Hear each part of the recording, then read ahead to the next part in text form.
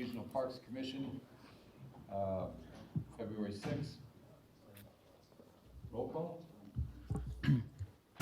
Carissa Tashiro, Matthew Weber.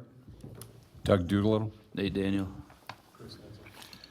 Okay, pledge. Kitty Jung, your liaison to the Washoe County Commission. Michael Large, Deputy District Attorney. Matt, will you lead the pledge, please? I pledge allegiance to the flag of the United States of America and to the republic for which it stands, one nation, under God, indivisible, with liberty and justice for all.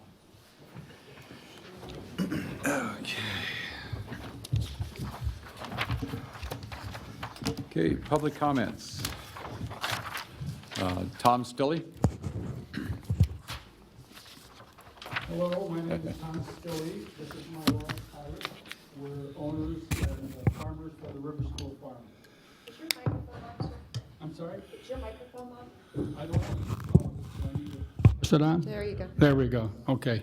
Everybody hear me now? Yes. Firstly, I want to thank you for your public service for open space and parks in Truckee Meadows. I think this is really an important thing that you do, and I just wanted to thank you for your good work. For the past 24 years, we have been developing a portion of Mayberry Park that we call Mayberry Gardens. When we purchased our property, this part of the park was undeveloped and was being used in inappropriate ways. We received permission from Gene Sullivan, the park director then, to design, build, and maintain this area for all to enjoy, never to close any part of it to the general public, even when we have events. Now we are working with staff to develop an agreement to continue utilizing this area for our classes and events. And really what this allows us to do is to continue to be urban farmers. We hope to be on your March agenda to explain what our wishes are and to provide you with a sort of a contract. Our purpose being here today is to invite you to visit Mayberry Gardens and take a look at the kinds of things we've been doing over the years. Unfortunately, we're going to be gone from the 16th of this month until the 6th of March. So the next 10 days, we would be available to take you around, show you around. So if you would give us a call or let us know, we'd be happy to visit you on the site. If not, come out anytime that our farm and Mayberry Gardens is open from dawn to dusk. And you're very welcome to take a look. So that's my comment. Thank you so much. Thank you, Tom. Kathy Brandhorst.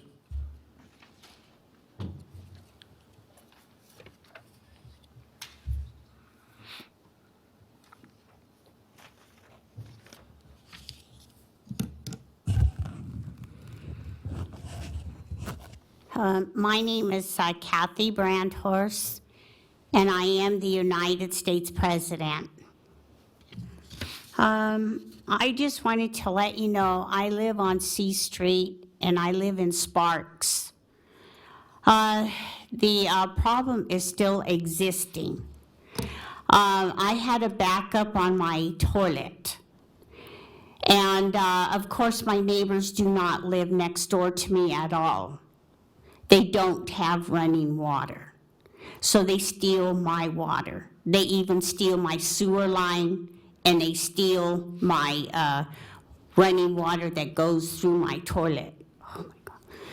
And one day my toilet started to act up, backing up. I couldn't get it to flush. And so somebody called in the maintenance man to come in and find out what is the problem. It was body parts found inside the toilet and the sewer lines. The body parts and also chopped heads that were destroyed. They were in pieces. Oh, and am I over? Yes. Oh, okay. No, she started with 1 minute on the clock, and Okay. so she still has a... Sorry, everything. Go ahead, Kathy. Oh, okay. And so they had to dig out my garden. And I told him, I hope my rose bush is going to be all right. But I have not seen my rose bush, but they put up a new pipeline underneath my apartment. And this is what's going on. They found a pair of hands chopped inside my sewer line. These neighbors are not human, as you can see. They cannot be on the property at all. They don't live there at all. They were told to stay off the property by the Reno Police Department and also Sparks Police Department.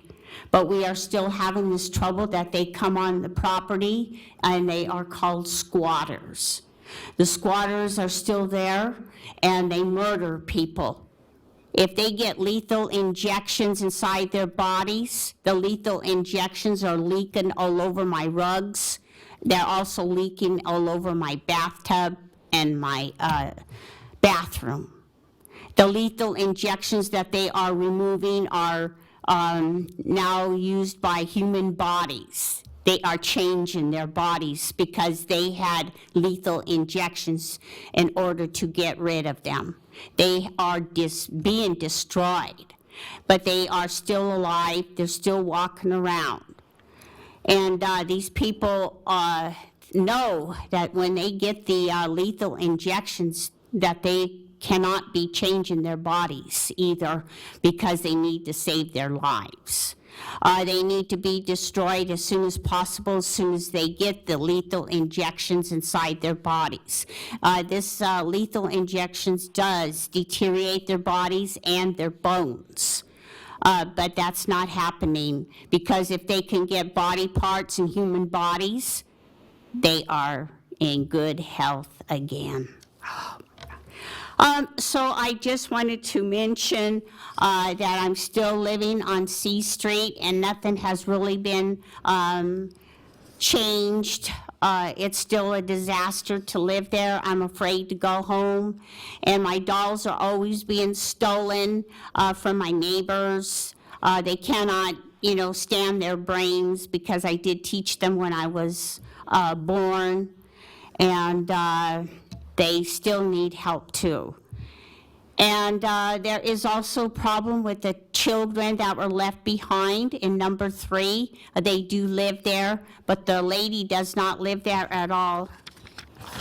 Thank you, Kathy. Next item is the approval of the agenda for the Open Space and Regional Parks Commission meeting of February 6th.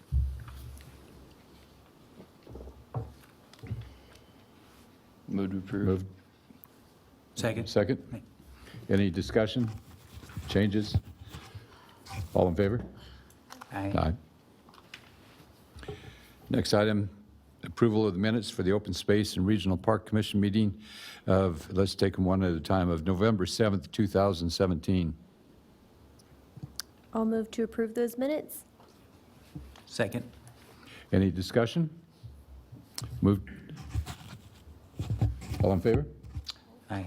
Aye. Next item is the approval of the minutes for the Open Space and Regional Parks Commission meeting of January 10th, 2018. I'll move to approve those minutes. Second. Discussion? All in favor? Aye. Aye. Item 6, acknowledgement and recognition of park operations staff for the outstanding service and contributions to Washoe County. There are none for this month, so thank you.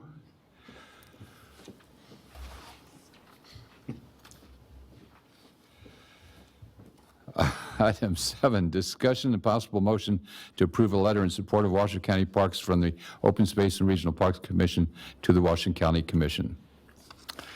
All right. Do you want to take that on, Carissa? So I'm not sure if you had a chance to look at this draft letter that's included in your packet. But if anybody has any suggestions or recommendations regarding changes that we should make to the letter, or if anybody is interested in moving to approve the letter for submission to the commission, we can do that.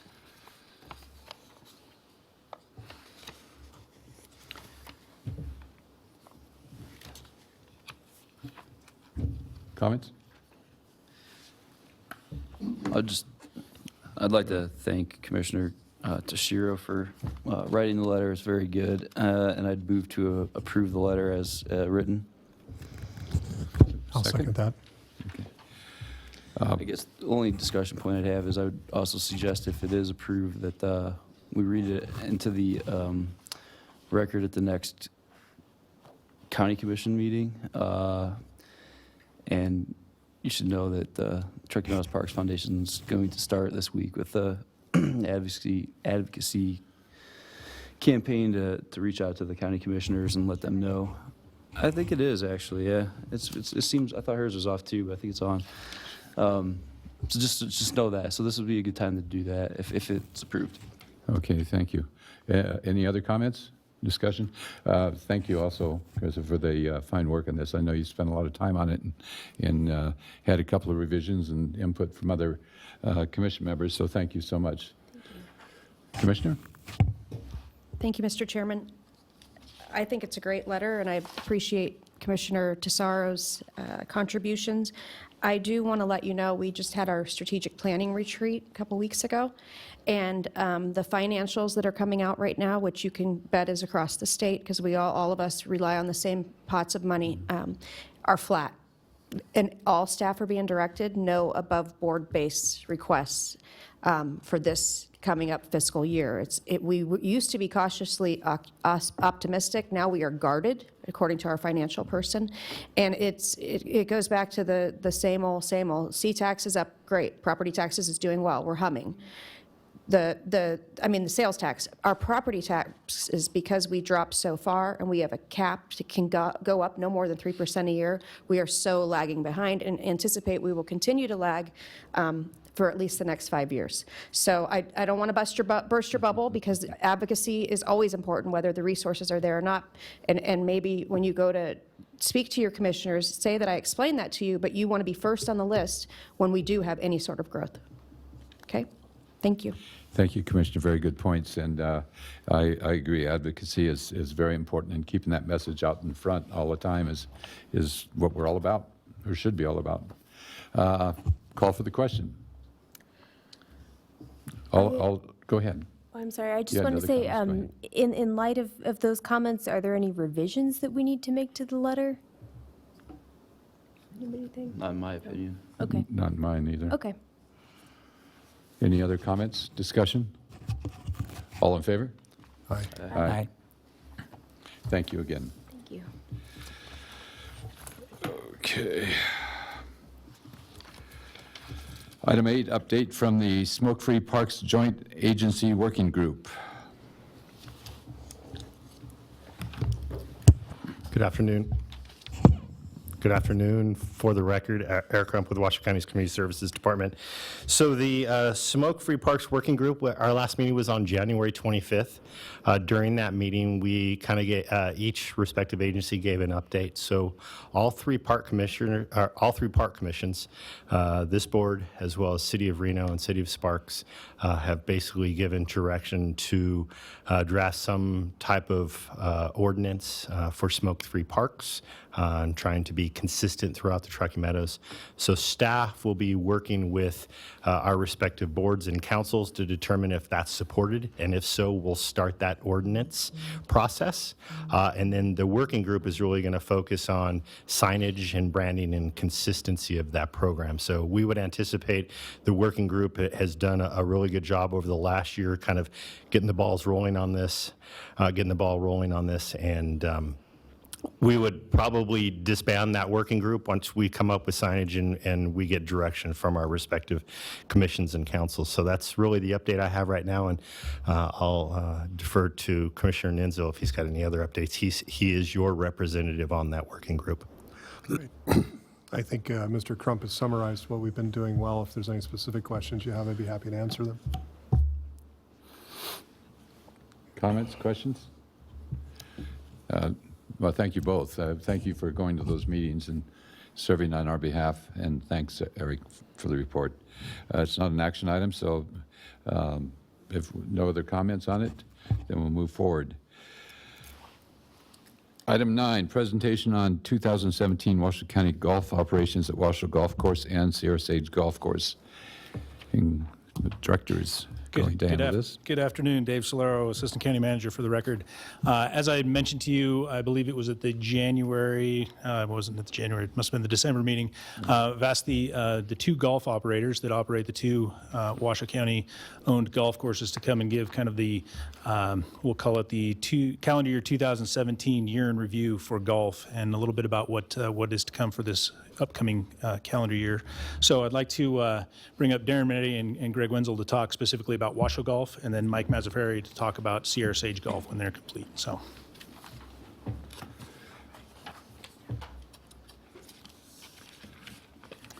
Hey, Dave, do you have something? This right here will click you through. Okay, thank you. Good afternoon. My name's Darren Minetti, and this is my partner Greg Wenzel from MW Golf. We run the Washoe County Golf Course for the community, and we're here to just to give a quick update on what happened in 2017. And just to review, our total revenues were up 3% on 36,500 rounds. One of our goals this last year was to make improvements to the irrigation system due to the drought and the recession. We were lacking some grass in areas. We've now developed it with Cal Swanson from Precision Turf Management. We're leveling heads, repairing heads, replacing heads, where now we have total areas that can receive water. One of our big concerns was to start having a project to replace our bunkers or put new bunkers in. We've replaced 4 of them, which is a big project. We have to dig them out, put new drainage in. So that will be an ongoing project for the next years to come. We've redesigned our pro shop, which we've painted it, wallpaper. We built a new dressing area, and there's this year we will be putting a new counter in, so it'll look really nice, trying to upgrade.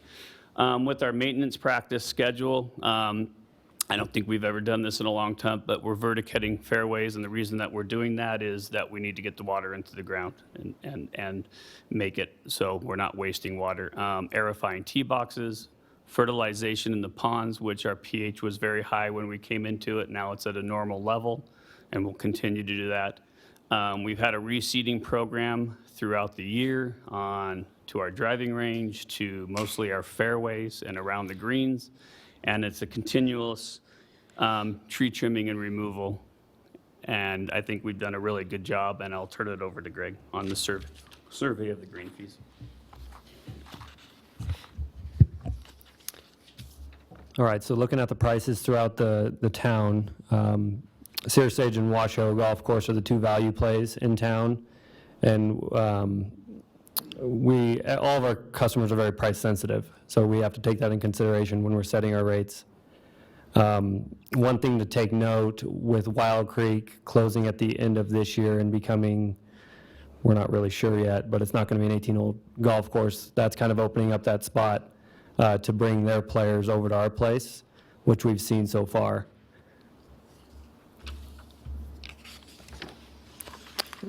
So looking at our 2018 green fees, again, anytime we attempt to change prices, we're going to see some customer feedback.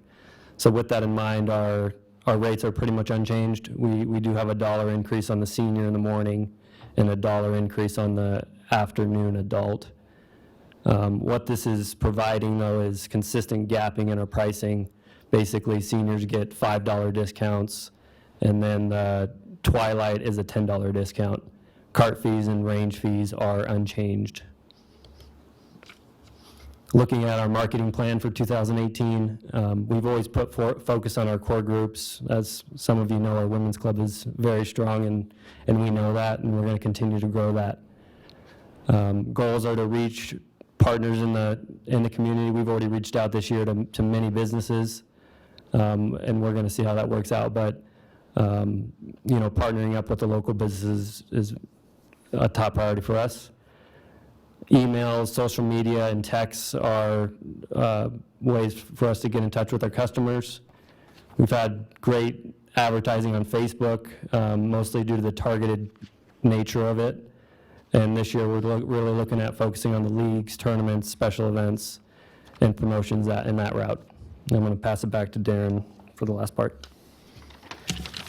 And the last thing, the Executive Association of Reno, I joined last year, and it's a networking system through all the businesses, and it's been worked out really well for us, where we're reaching out to the businesses in the state to do business, and we're doing business, and I'm doing business, and they're doing business with us. So it's a great place to be. And then, last but not least, we just think 2018 is off to a great start. Hope to continue the stuff we've had last year and the start of this year. And if you have any questions, we're more than willing to answer any that you have for us.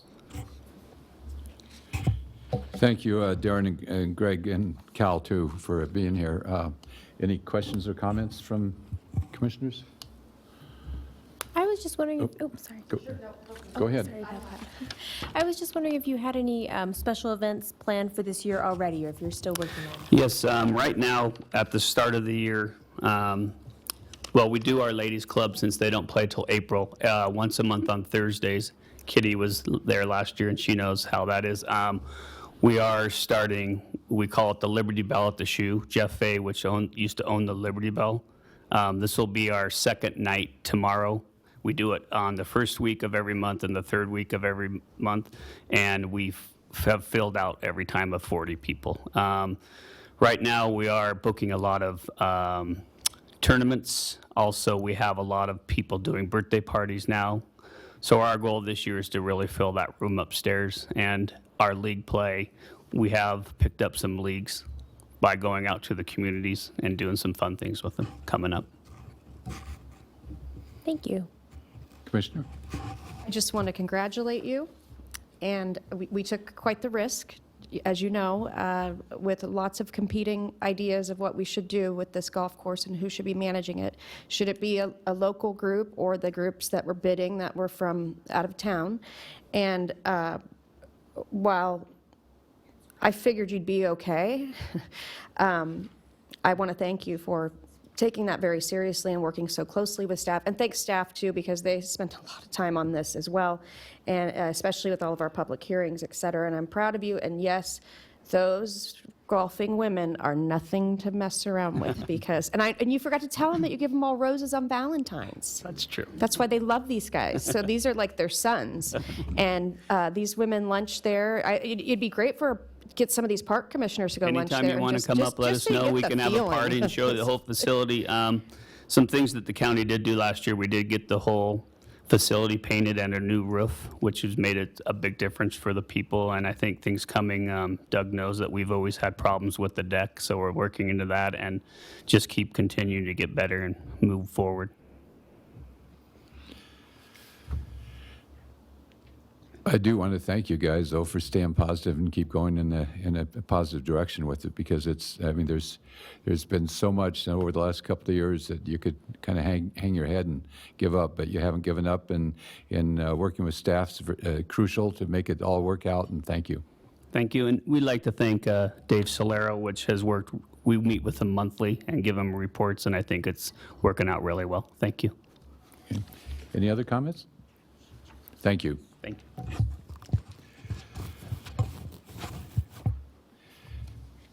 Mr. Mazzaferri.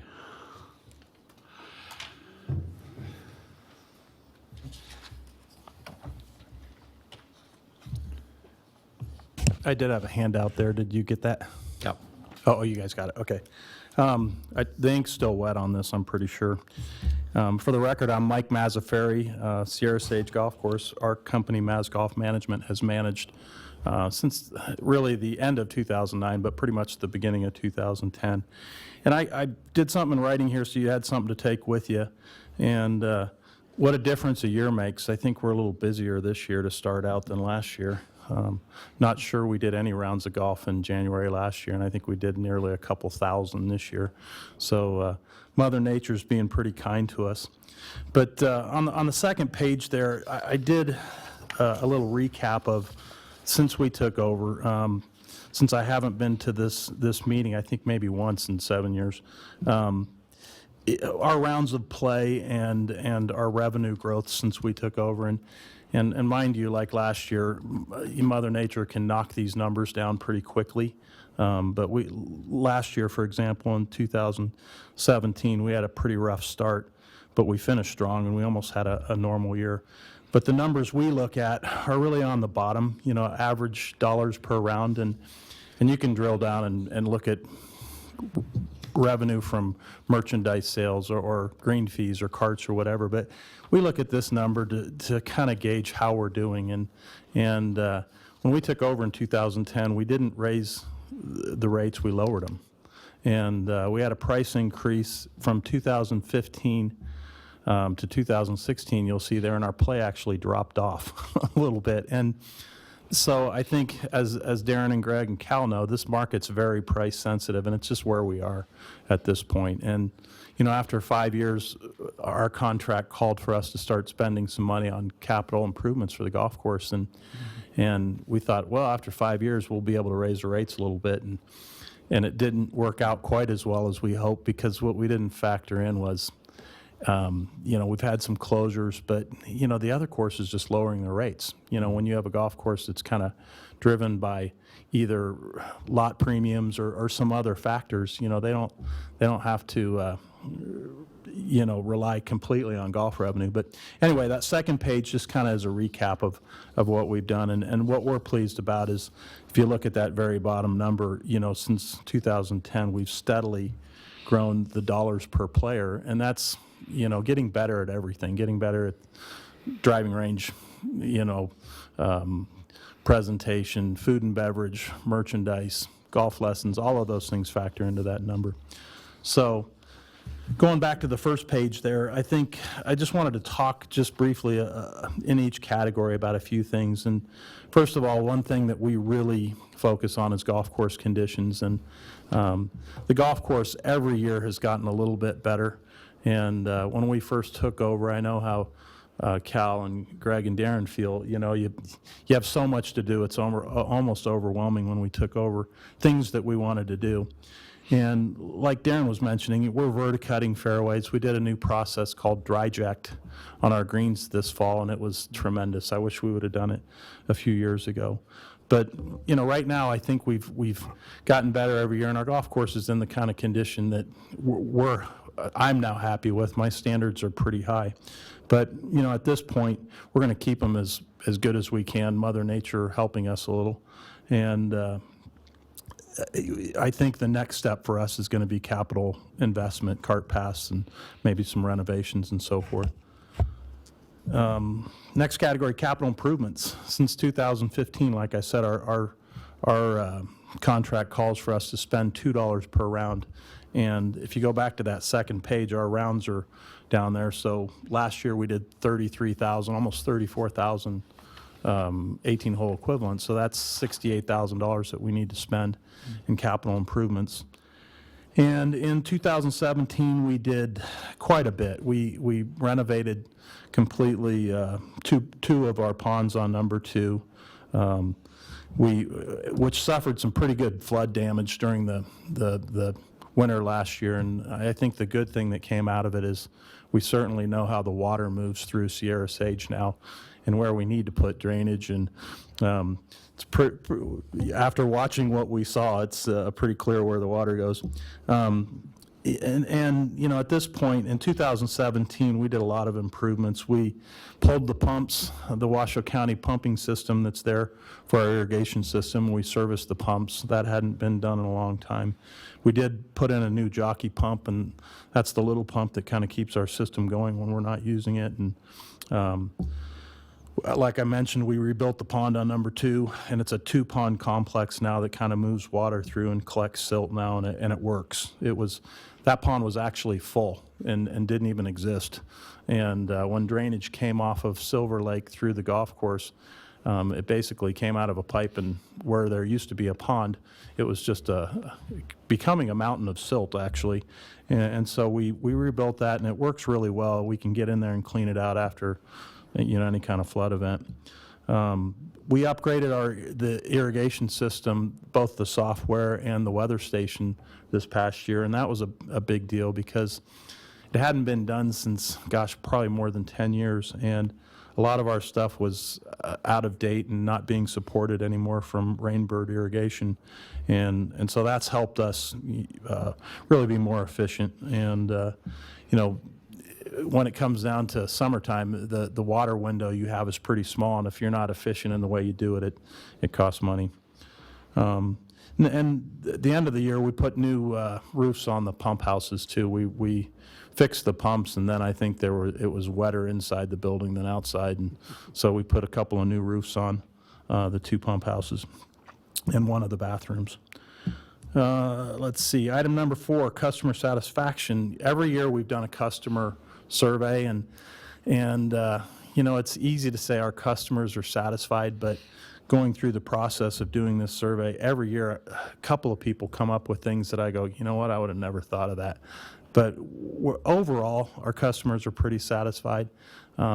Doing this really gives us an indication of where our priorities are, what comes up first and most. And so right now, our customers are pretty satisfied, especially with the golf course condition. Club report, our men's club and ladies club. Our ladies club likes us, but not as much as Darren and Greg and Barney. I'm learning from them, though. And I didn't get them roses on Valentine's Day, but it hasn't happened yet, so, you know, for next year anyway.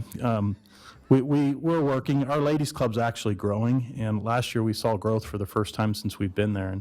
And it's a process. Our men's club's exploding. I think we're going to hit 400 members this year. And we have over 25 events, and we put in a weekday event last year. We were just a weekend club before, and the weekday event is on the off weeks when we're not playing weekend events. We have a senior event or a regular event, and we're very pleased with the clubs. This past year, we also did a junior club championship, and that went over really big, and everybody got trophies, and it was kind of a family affair. And we continue to support PGA Junior League. I know Washoe has a team too, and it's kind of a throwback from the 60s and 70s when all the clubs did something called an inter-club junior event, and the kids will go to other courses and play a match. And you know, our kids got to go to Montreux and Somerset and Hidden Valley and Washoe, and it's a big deal. And Junior League is kind of exploding here locally last couple years.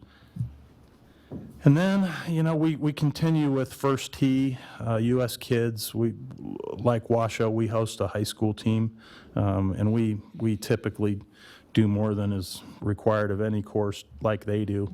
We don't say no much, and a lot of the mountain courses, the Truckies and the Portolas that get snowed in, particularly last year, we'll invite them down. And then we support the university teams as well. And then the final thing here at the bottom, I just put business. You can see that attachment. You know, we knew when we took over, it was, you know, anytime you start something and take over something that maybe has struggled a little bit, and Sierra Sage certainly did that in previous years. It lost money on a regular basis. And, you know, we continue to brand. We have golf boards. We're the only local golf course that has golf boards, and we seem to attract more millennials and the younger generations, and that's been very helpful. And we pretty aggressively market, not all the time, but certain windows. If you watch the U.S. Open on Fox, I think we ran 58 commercials this year over the 4-day period, and had a lot of feedback from that. But from a business perspective, it's the golf course is certainly not a huge money maker. We're more of a break-even operation, putting the money back into capital, and overall pretty successful right now, though. So with that, sorry for the quick report, but I was told I only had 5 minutes, and that's usually 2 more than I get when I come here to this room. Usually I get gonged off or beeped off after 3. So anyway, thank you for having us, and I wouldn't want to come to every meeting, but occasionally I would show up if I'm invited. So thank you. Any questions? Any questions from the commission? Commissioner? Thank you. Just a comment for both groups. As you all know, and I've learned over the years, golf can be a very complex business, and you guys bring a lot of experience to the game. I know what you do for the members out there, and I appreciate that very much. I mean, that means the world to the people out there, and price is very sensitive in this area, and I've heard from many people that golf both courses that they appreciate the rates staying down, but they appreciate the service more than anything else, so thank you. You know, and depending on what happens with Wild Creek, you know, Sierra Sage and Washoe might be the only two publicly owned courses left. We got to protect them. So, thank you. Thank you.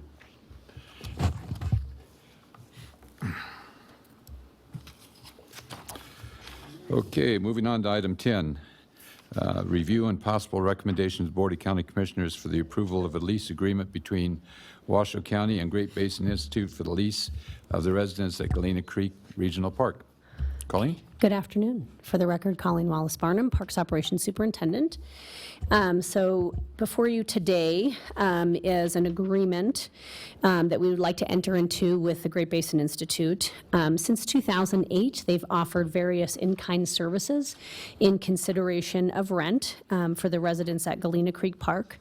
They've done a great job. They've really wrapped their arms around that facility. If you haven't been up there, please go up there and take a look, and maybe even go to a program if you can. They've grown it from doing daytime programs over the summer. They now do 5 residential camps over the course of the summer, so week-long camps for students within Washoe County. They also provide programming at the Visitor Center on a weekly basis, and they also do camps during the spring and fall breaks. They've dropped off on the winter break based on unpredictable winters. But anyway, we are happy with the services they provided for the citizens of Washoe County. We have a 3-way agreement because the Galena Visitor Center is actually on Forest Service property. So we have an interpretive agreement that is between the U.S. Forest Service, Washoe County, and Great Basin Institute. And so they utilize the residents for their staffing, their AmeriCorps members, and those are the folks who are actually working at the Visitor Center. The Visitor Center is open year-round, and we are open the majority 6 days out of the week from May until about mid-October, and then from mid-October to about May, which is a good time to kind of close down. It mirrors our reservation calendar as well at Galena based on that, that winter that can come early, but they operate 3 days a week during the winter, so it's Friday, Saturday, and Sunday, and it's been going well. They've been doing a good job up there. So we would like to enter into an agreement. It's a 36-month term, allowing for 2 renewal terms. Does anybody have any questions or need any more detail on this? Any questions, Commissioners? Then we do have a public comment Okay. from Kathy Brandhurst. Sorry.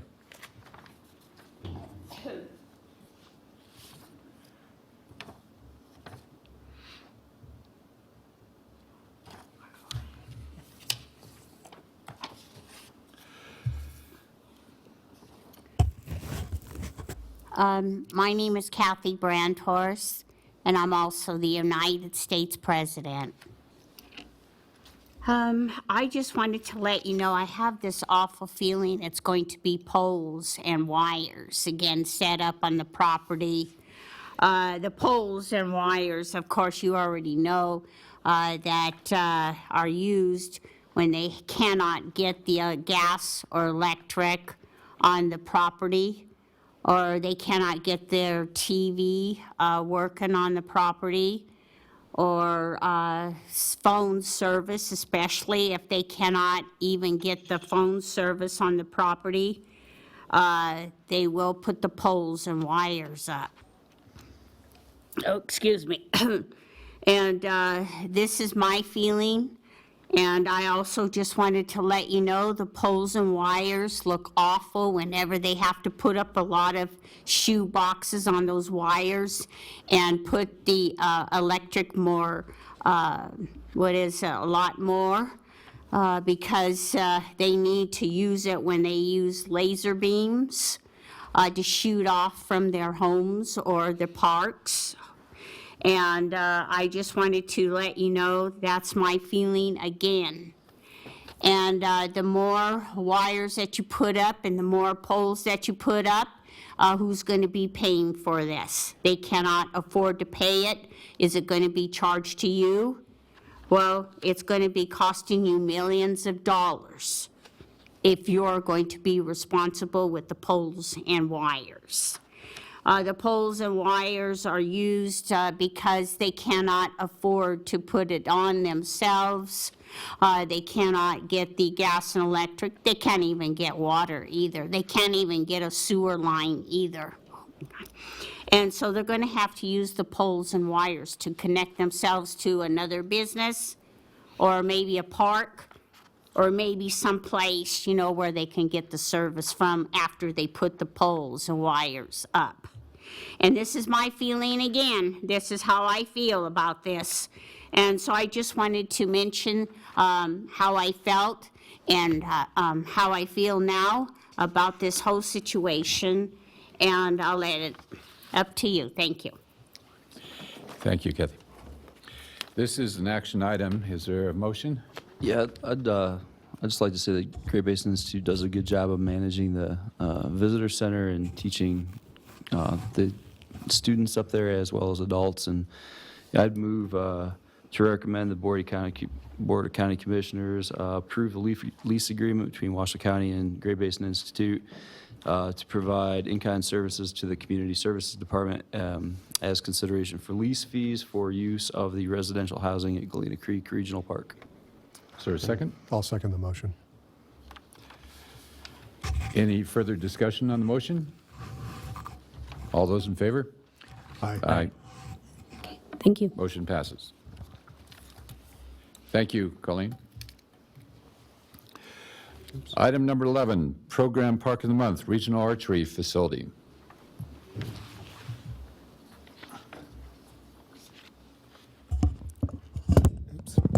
Good afternoon. For the record, I'm Park Ranger Bob Holland. I work out of the Peavine District, and I'm based out of Rancho San Rafael Regional Park. Thank you for the opportunity to talk about the regional archery facility. For those who haven't been out there, the facility is located off of Lemon Valley, off of Matterhorn Drive. We're looking at 110 acres in junipers and slopes and great views of the Peavine and Carson Range. It's an incredible setting, great views across the valley. You overlook the whole Lemon Valley area. Next slide. You have the Oh, clicker. right here. I'm new at this, thanks. All right, so what's out there? We have a new practice range from 20 yards all the way up to 80 yards distances. We also have a field archery range, which is 28 marked yardage bales throughout the range. It has a pretty extensive trail system throughout. We also have bow rest and arrow quivers provided throughout the range.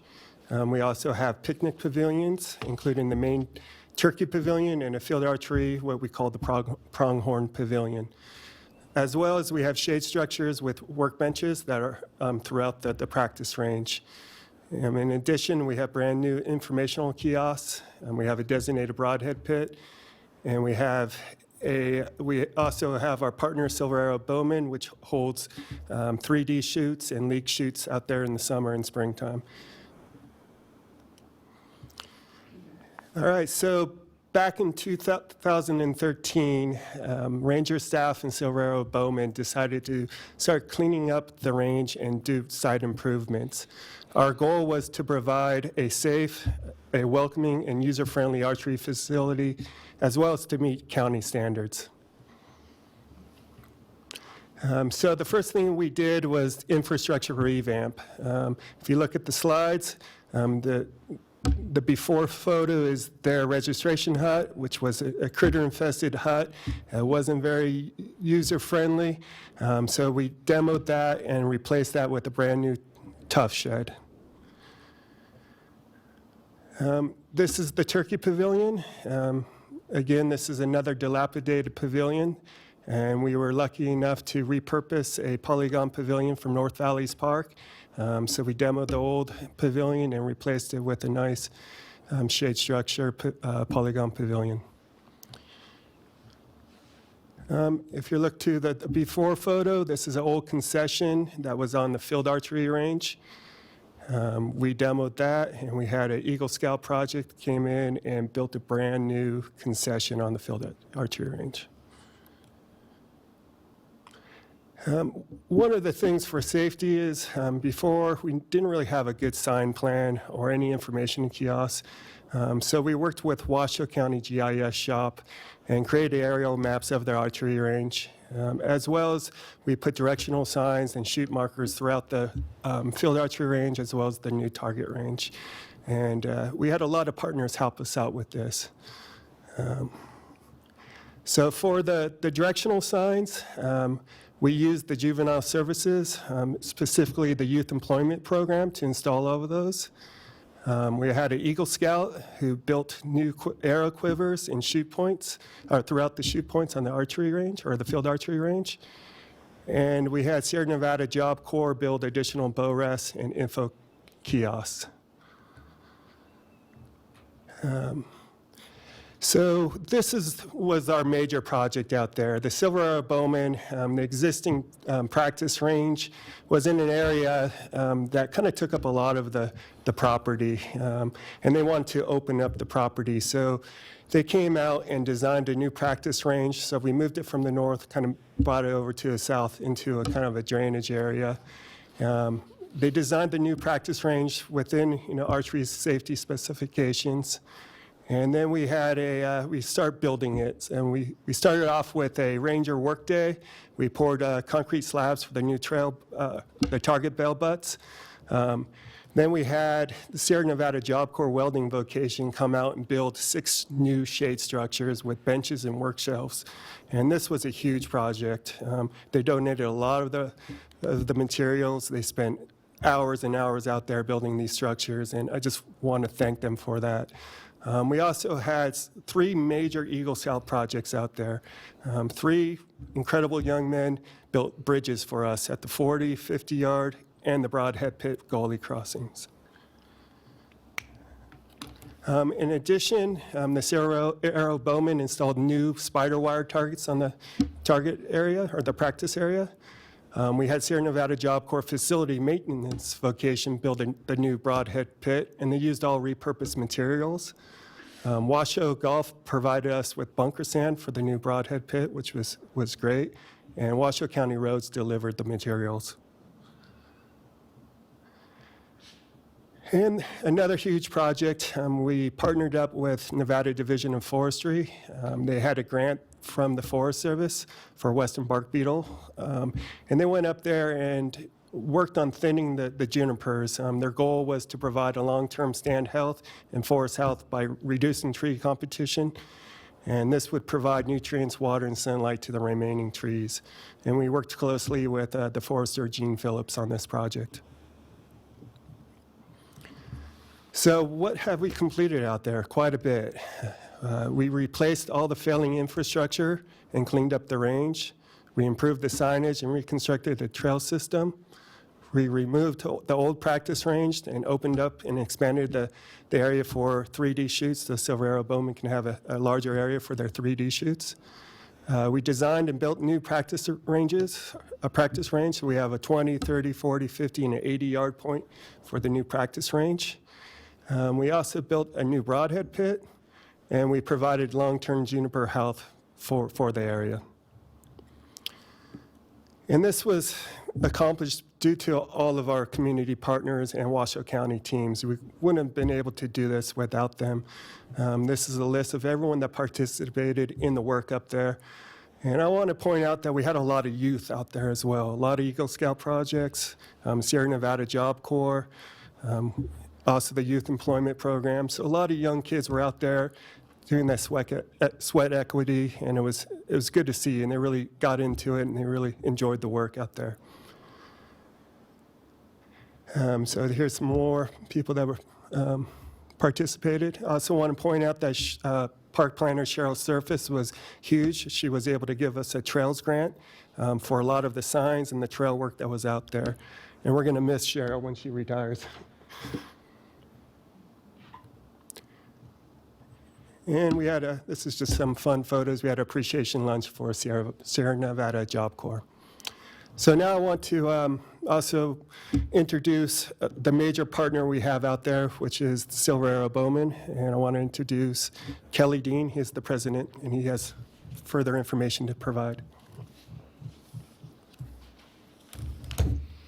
I'm Kelly Dean. I'm the current president of Silver Arrow Bowman. I've been in that position for about 11 years. Can you turn on this overhead thing here?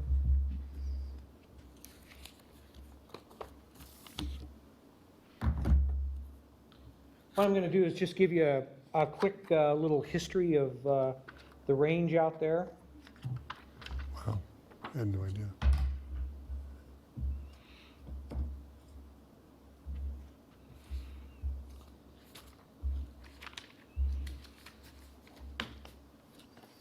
Can you zoom in on that a little bit?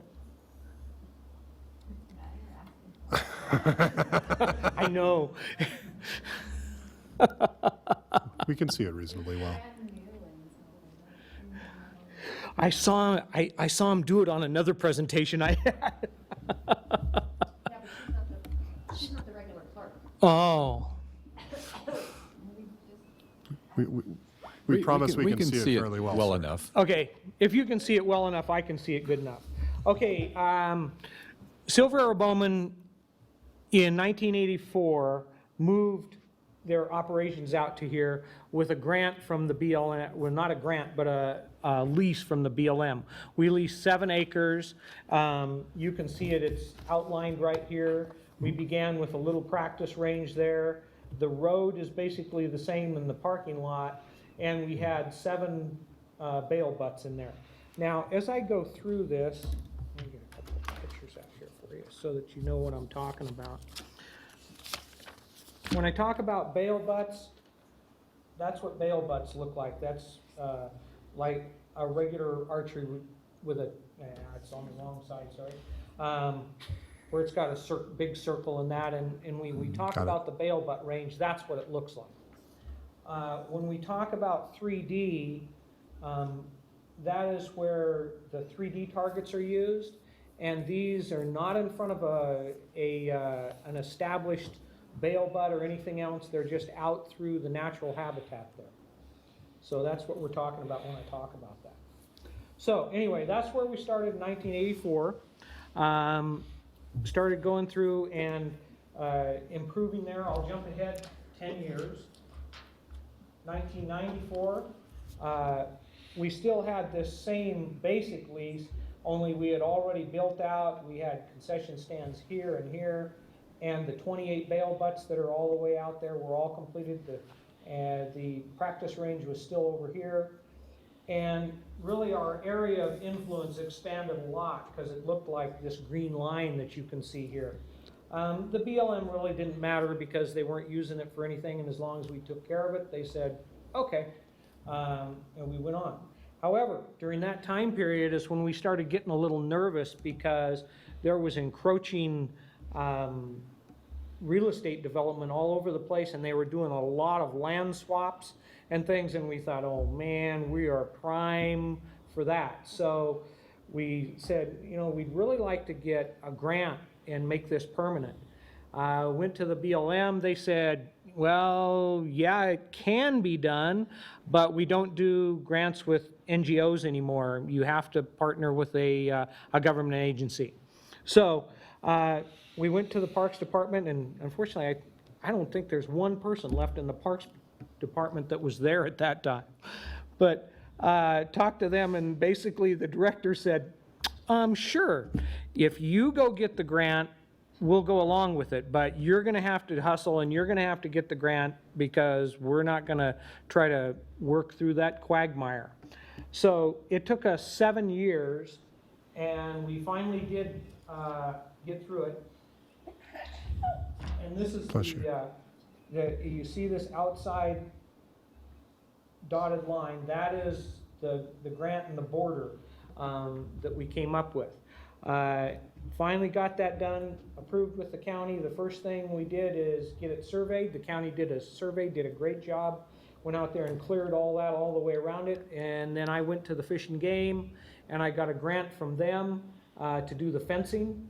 And so they paid, basically, that grant paid for the fencing, and we did all the work for the fencing and everything with Silver Arrow Bowman personnel, and we rented the equipment and everything to get her done.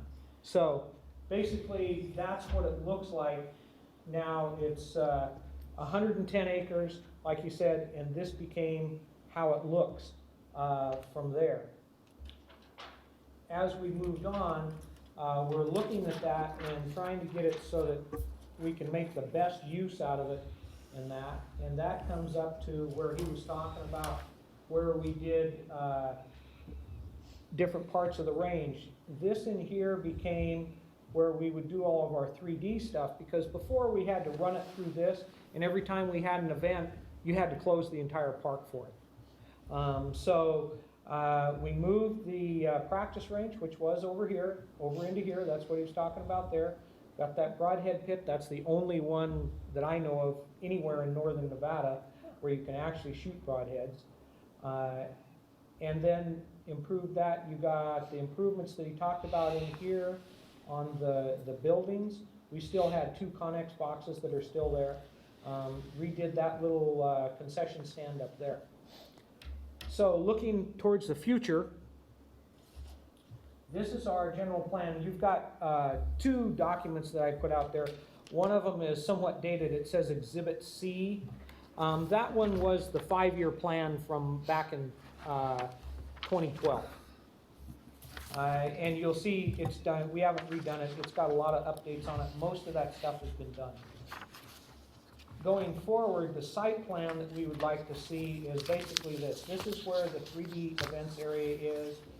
This remains in the 28 bail butts. We want to move a couple of those and do some small changes just to accommodate it so that it can stay open on all of the events. We like to designate this area as the bow hunter education area. There's a ridge line that is represented right here. So that area is protected from the practice range here.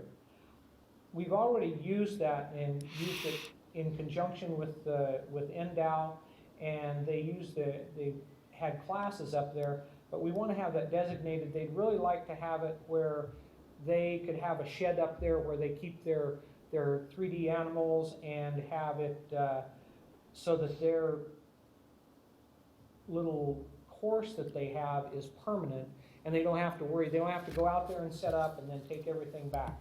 And that is all part of the plan that is goes along with the fencing grant that we had that was conditional upon that we would do hunter education and bow hunter education out there.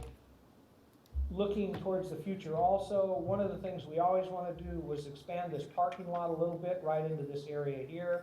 That goes right along with the practice range. It gives a little closer access, and you could go right from there over to there, and it's not going up here and through the concession area. The other part, this part here is the most level part on that range. It's not completely level, but it's the most level part.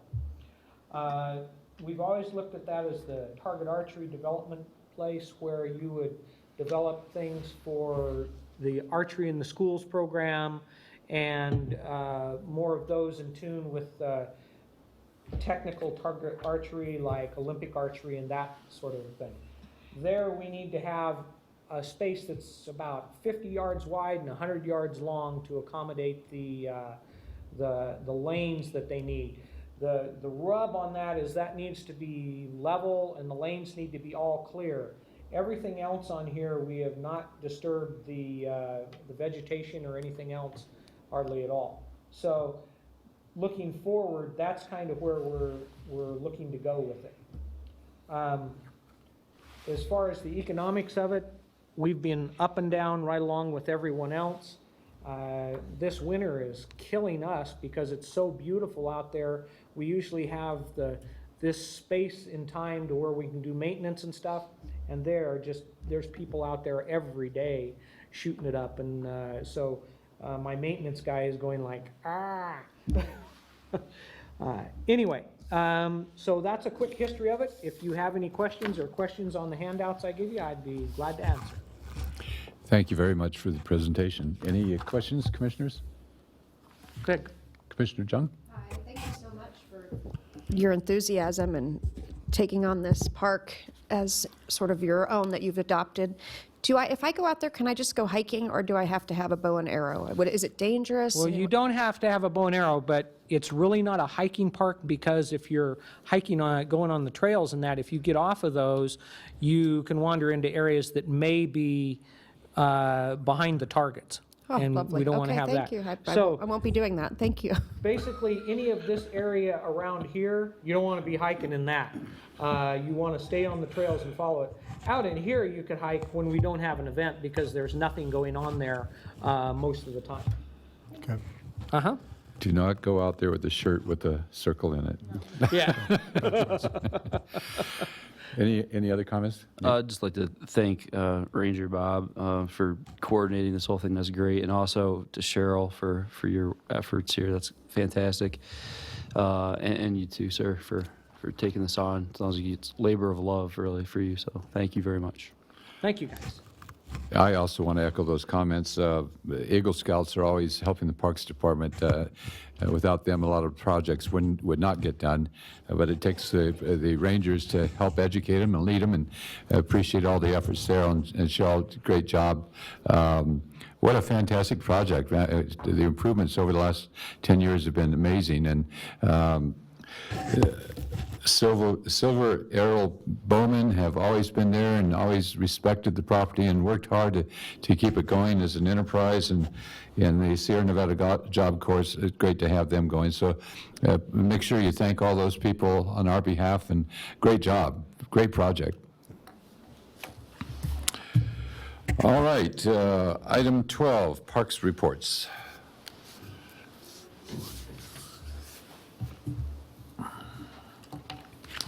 For the record, Colleen Wallace-Barnum, Parks Operations Superintendent.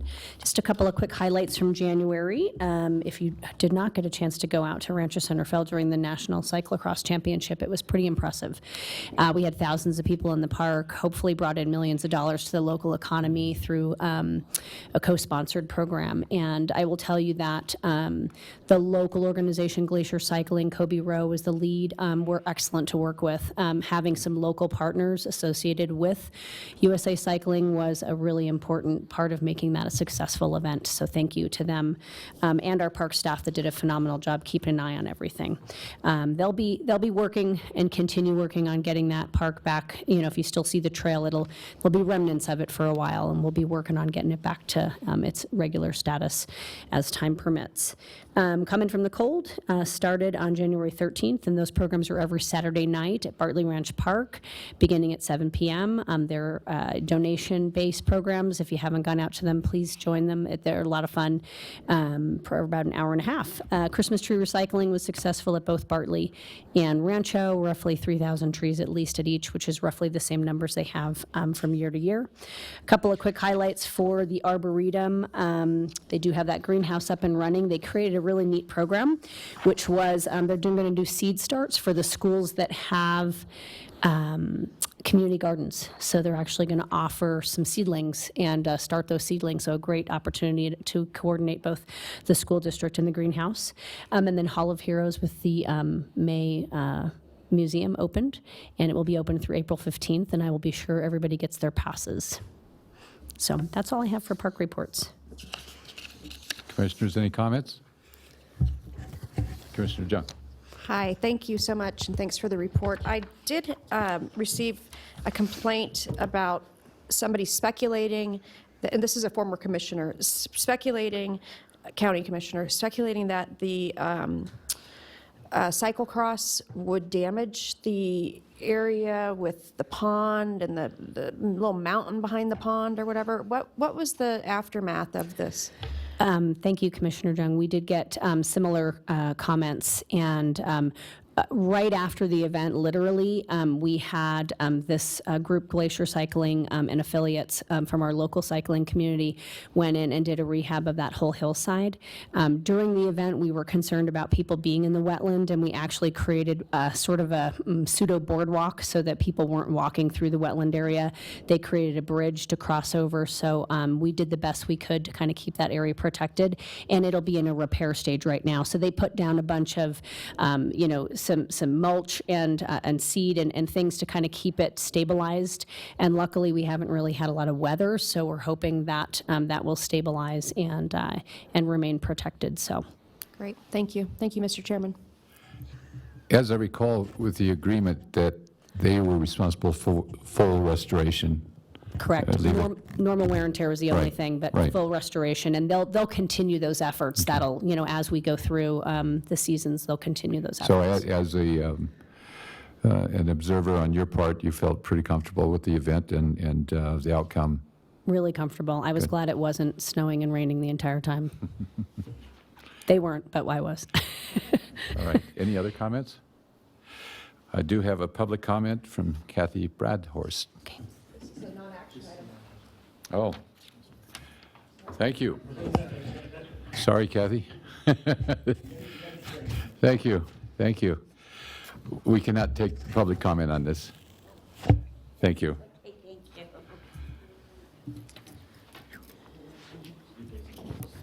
Good. Okay, item 13, Director's Report.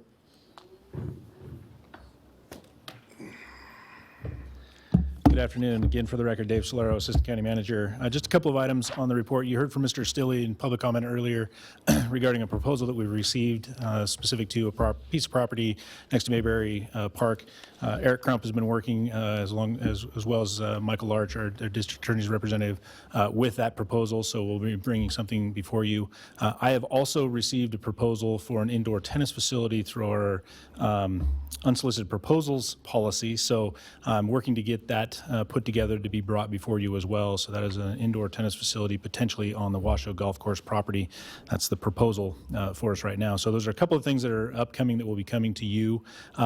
Again, Commissioner Jung hit a little bit on the budget discussion that occurred at our Washoe County Board of County Commissioners retreat a couple of Fridays ago. And so we're continuing to work with staff on, things we can do within our current budget moving forward. There hasn't, we're not decreasing budget, but we're moving forward to make sure that we, adequately cover needs in the community that we've seen over the last year. So I also know staff is working on a lot of some of the flood damage repairs.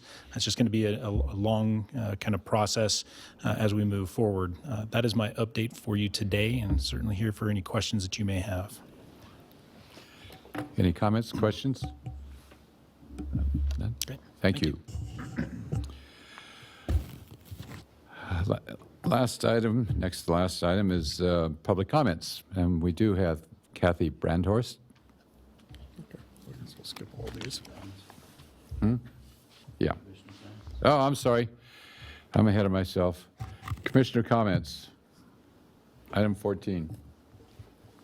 No, my only comment is that while I realize that overall the budget is relatively flat, I mean, there are some increases, and you're going to pick where you put those monies, and well, I mean, there's got to be some, right? It's 3% anyway. I realize that's just cost of living, probably adjustments, but All staff was told at our strategic planning retreat, in which all directors were there, to not come in with the next budget of anything above board-based.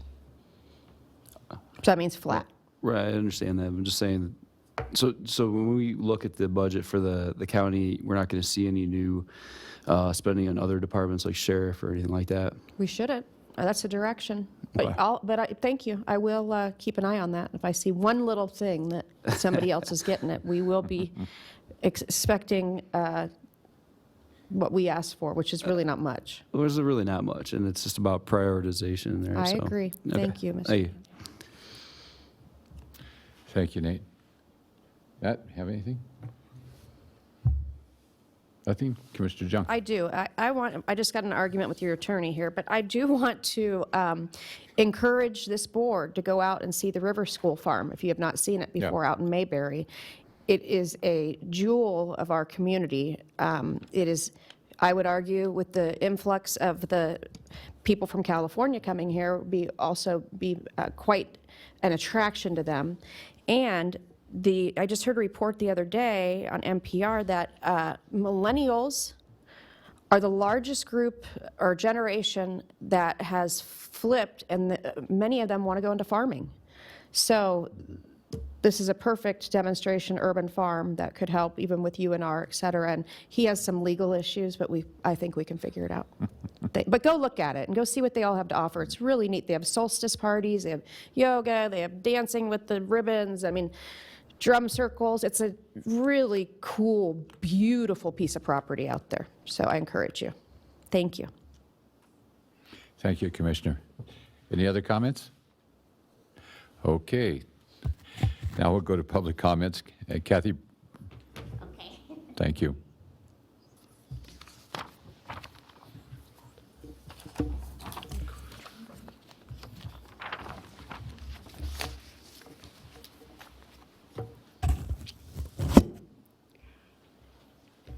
My name is Kathy Brandhorst, and I am the United States President. I just wanted to let you know, I noticed my apartment yesterday and today. My apartment is smaller. They have been removing the walls, they have been removing my carpet, they have been removing the bathroom walls. The bathroom is awfully small now. My bedrooms are awfully small now. And my kitchen is also smaller. Oh my. What are they doing, with all my parts that they are stealing off of my apartment? I'm getting very upset, that they have to do this. And also I noticed my light fixtures are also stolen out of my ceiling. And not only that, my hall used to be a lot longer between the bedrooms, and now it's really short. It's so small, I don't even have to walk, but to the bathroom, to the bedrooms, and that's it. I just wanted to let you know, stealing the parts off of my apartment, and I think other places too have been complaining that their places are smaller because they have to build themselves a house someplace else, or maybe they have to use my parts, in order to build themselves a place for them to live for nothing. So I just wanted to let you know my walls look awful since they had to put it back together. And not only that, the boards have been removed from the ceilings because they had to remove the fixtures out of the ceilings. And I'm not very happy with the situation. I also noticed that my washroom is awfully small. I don't think I can get a washer and dryer in there now.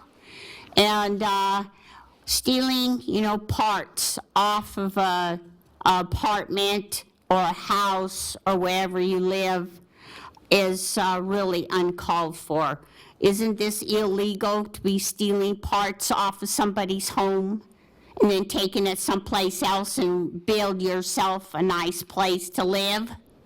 Well, this is exactly what I'm complaining about.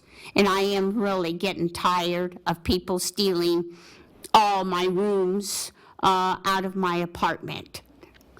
And I also noticed my living room is also a lot smaller. It's not the same either. And whoever had to steal that had to make their living room, I guess, a lot larger and probably put in a fireplace. And, stealing my boards, my walls, and everything else that they needed to rebuild themselves, for themselves. Thank you, Kathy. Yes, thank you. Last item, adjournment.